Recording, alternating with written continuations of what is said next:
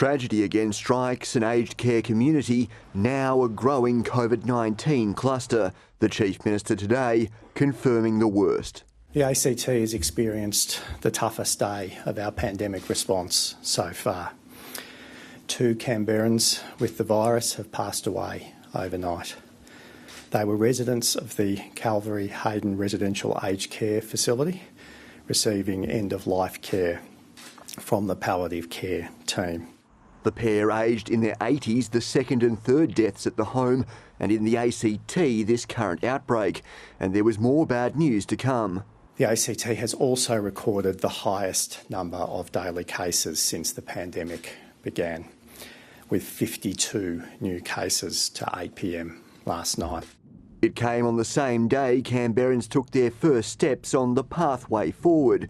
Eased restrictions, now allowing more time outdoors and up to 2 visitors to homes, though authorities don't think the spike in numbers is down to a disregard for the rules. I understand that it's more linked to a series of clusters associated with essential workplaces, for example, construction, childcare.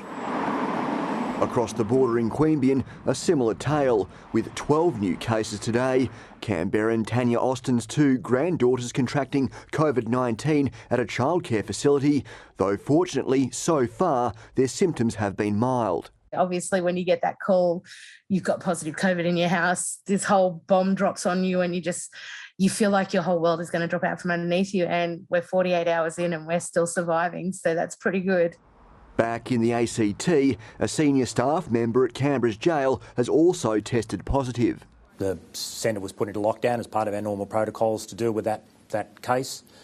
The staff member has access to a number of places in the facility, and we're working closely with Health now to go through and make sure we've identified all the places in the facility that she may have been. As for the ACT's lockdown, despite the record numbers, it's still scheduled to end on October 15, with the rollback of restrictions now more closely tied to vaccination rates. One day is not a trend. We'll need to see what tomorrow's numbers show and what we see over the weekend. It would have to be quite a significant increase in risk to make any significant changes to that. Keep getting vaccinated, everyone. That's what's going to get us out of this.